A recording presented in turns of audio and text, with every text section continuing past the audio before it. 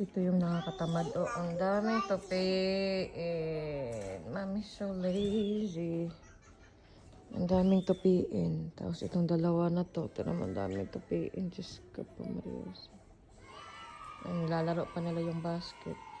Diyos ko, nakakatamad. Anong oras pa? Oh, alas 9. Grabe, ang daming tupiin. Tapos doon. Over there. Lalabhan na naman. Grabe yung labahin. 5 ba naman kami dito sa bahay.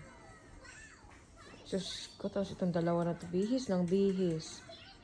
Akala mo may katulong. Diyos ko. Nakakatamad ngayong umaga. Sobra. Diyos ko, pero kapag. Ang dami kong tupiin. Yung iba na tupi ko na bali. 7 itong basket, no? Yung iba ando na. Meron pa sa loob ng kwarto. Diyos ko, pasakit ng ulo ko. Diyos ko.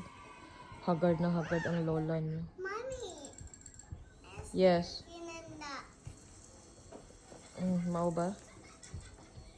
Kaya dawa agad na dong he. Maboslot, ginatong planggana. Ay, grabe nakakatamad. Ay, grabe. Karong buntag. Gragaba, Diyos. Grabe. Sakit akong ulo. Oh. Lap ng buhay nila. Lap ng buhay na ulan ng TV. Your hands. Where did you go your hands?